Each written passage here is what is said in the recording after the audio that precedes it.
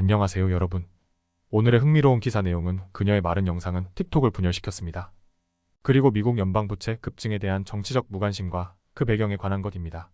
우선 좋아요 버튼을 누르고 채널 구독 및 알림 설정도 잊지 마세요. 여러분의 관심과 지지가 저희에게 큰 힘이 됩니다. 첫 영상은 월스트리트 저널에서 보도한 리브 슈미트라는 틱톡 인플루언서에 관한 이야기를 다뤄보려고 합니다. 최근 그녀의 영상이 틱톡에서 큰 논란이 되었고 섭식 장애와 관련된 비판을 받으면서 그녀의 계정이 삭제되기까지 했습니다. 이번 영상에서는 리브 슈미트가 어떠한 내용의 영상을 올렸고 그로 인해 발생한 논란의 중심에 대해 자세히 알아보겠습니다. 그럼 바로 시작할게요. 리브 슈미트는 67만 명 이상의 팔로워를 가진 틱톡 인플루언서로 주로 자신의 날씬한 체형 유지와 식습관에 관한 영상을 올려왔습니다. 그녀는 신입생 15를 피하는 법이나 오직장에서 감정적 섭식을 멈추는 방법과 같은 다이어트 팁을 공유하며 큰 인기를 얻었죠.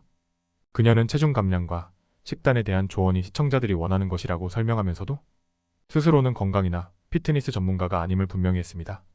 하지만 그녀의 영상은 일부 시청자들로부터 섭식 장애를 조장한다는 비판을 받았습니다. 특히 섭식 장애로 어려움을 겪은 시청자들은 리브 슈미트의 영상이 문제의 소지가 있다고 주장했습니다. 틱톡 커뮤니티 가이드라인에 따르면 섭식 장애를 조장하는 콘텐츠는 엄격히 금지되어 있으며 전문가들 역시 소셜미디어가 사람들이 자신의 몸을 인식하는 방식에 부정적인 영향을 줄 수 있다고 경고하고 있습니다. 월스트리트 저널에서 리브 슈미트의 콘텐츠에 대한 문제를 제기한 후 틱톡은 그녀의 계정을 비활성화시켰습니다. 틱톡 대변인은 커뮤니티 가이드라인 위반 때문이라고 밝혔으나 구체적인 위반 사유는 공개되지 않았습니다. 리브 슈미트는 자신의 계정이 삭제된 것에 대해 혼란스럽고 억울하다고 밝혔으며 틱톡으로부터 사전 경고를 받은 적이 없다고 말했습니다. 그럼에도 불구하고 리브 슈미트는 새로운 계정을 만들어 활동을 이어가고 있습니다. 그녀는 날씬해지고 싶은 건 죄가 아니다라며 자신이 원하는 체형을 유지하는 것이 잘못된 게 아니라는 입장을 분명히 했습니다. 그러나 그녀는 더 이상 특정 음식 섭취에 관한 영상을 올리지 않겠다고 말하며 시청자들을 다른 소셜미디어 플랫폼으로 유도했습니다. 소셜미디어는 오랫동안 건강 팁과 극단적인 다이어트 콘텐츠 사이에서 경계를 모호하게 넘나들었습니다. 특히 틱톡은 사용자 선호도에 맞춰 콘텐츠를 자동 추천하는 알고리즘을 사용하며 이는 사용자의 식습관과 신체 이미지에 부정적인 영향을 미칠 수 있다는 연구 결과도 있습니다. 섭식 장애 관련 단체들은 소셜미디어 노출이 섭식 장애 행동의 초기 원인으로 작용할 수 있다고 경고하고 있습니다.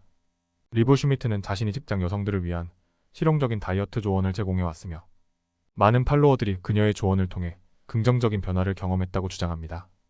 그녀는 새로운 구독자 전용 커뮤니티를 통해 더 많은 사람들과 소통하며 자신의 체중 감량 경험을 공유하고 있습니다. 구독자들은 체중 감량 동기부여와 식품 추천 등을 통해 서로의 진전을 업데이트하는데 이 그룹은 유료 구독으로 운영되어 트롤링을 방지한다고 합니다. 오늘 영상에서는 리브 슈미트의 틱톡 계정 삭제와 그로 인해 발생한 논란에 대해 살펴보았습니다. 소셜미디어는 개인의 건강과 신체 이미지에 강력한 영향을 미칠 수 있는 만큼 우리는 그 콘텐츠를 신중히 소비할 필요가 있습니다.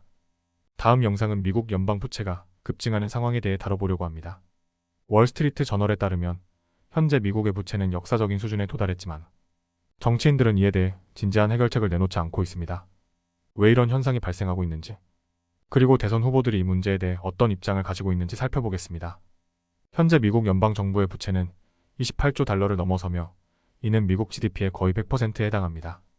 더 놀라운 것은 올해의 예산 적자가 1조 9천억 달러를 돌파할 것으로 예상된다는 점입니다. 이는 경제 산출량의 6%가 넘는 수치로 전쟁이나 경제 위기 상황에서만 보였던 수준입니다. 그런데 지금 미국은 전쟁도 없고 대규모 경제 위기도 없는데도 불구하고 이러한 부채가 계속해서 증가하고 있습니다. 이처럼 심각한 부채 상황에도 불구하고 주요 대선 후보들인 도널드 트럼프와 카말라 해리스는 이 문제에 대해 크게 언급하지 않고 있습니다. 왜 그럴까요? 정치인들은 대중의 지지를 얻기 위해 값비싼 공약을 내세우고 있습니다. 트럼프는 더 많은 세금 감면을 약속하고 있고 해리스 역시 복지 혜택을 늘리겠다고 공언했습니다. 이러한 정책들은 모두 추가적인 지출을 요구하며 결국 부채를 더 늘릴 수밖에 없습니다. 더욱이 두 후보 모두 사회보장과 의료보험을 보호하겠다고 약속한 상황에서 이 두 가지 큰 지출 항목에 대한 개혁 없이 적자를 줄이기란 사실상 불가능합니다. 부채가 증가할수록 경제는 더 큰 위험에 처하게 됩니다. 경제학자들은 연방 부채가 늘어남에 따라 금리가 상승하고 경제 성장이 둔화되며 미래 위기 상황에서 정부의 대응 능력이 제한될 수 있다고 경고하고 있습니다. 이미 미국의 신용 등급이 하락하는 경고 신호가 나타나고 있으며 정부가 국채를 발행할 때 수요가 줄어드는 현상도 보고되고 있습니다. 트럼프는 대통령 재임 중 대규모 감세 정책을 추진했고 팬데믹 기간 동안 경기부양책을 통해 부채를 급격히 늘렸습니다. 트럼프는 여전히 세금 감면을 확대하려는 계획을 가지고 있으며 이는 부채를 더 증가시킬 가능성이 큽니다. 해리스는 트럼프의 정책과는 다르게 세금 인상을 통해 일부 부채 문제를 해결하려는 입장을 취하고 있습니다. 하지만 그녀 역시 자녀 세액, 공제 확대 등 복지 혜택을 늘리겠다고 약속한 상태라 부채를 줄이기에는 부족한 상황입니다. 부채 문제는 단순히 경제적인 문제만이 아닙니다. 미국 정치의 복잡한 상황 속에서 부채 문제를 해결하기 위한 근본적인 개혁은 점점 더 어려워지고 있습니다. 특히 2025년까지 만료되는 세금 감면 문제와 연방 부채 한도 인상 문제는 차기 정부에게 큰 재정적 시험이 될 것입니다. 하지만 이 문제에 대해 유권자들은 과연 얼마나 관심을 가지고 있을까요? 설문조사에 따르면 대중은 척자에 대해 우려하고 있지만 정작 세금 감면이나 복지 혜택 축소를 원하지는 않습니다. 즉, 부채 문제를 해결하려면 인기 없는 정책을 추진해야 하지만 정치인들은 표를 얻기 위해 그런 결정을 쉽게 내리지 못하는 것입니다. 오늘은 미국의 연방 부채 급증 문제와 그로 인한 정치적 무관심에 대해 알아보았습니다. 부채 문제는 단기간에 해결될 수 있는 쉬운 문제가 아닙니다. 하지만 이 문제가 계속해서 방치된다면 결국 우리 모두가 그 대가를 치르게 될 것입니다. 오늘은 여기까지입니다. 다음 영상에서 더 유익하고 흥미로운 내용으로 찾아뵙겠습니다. 이 영상은 투자 의견이 아닙니다. 매우 감사합니다.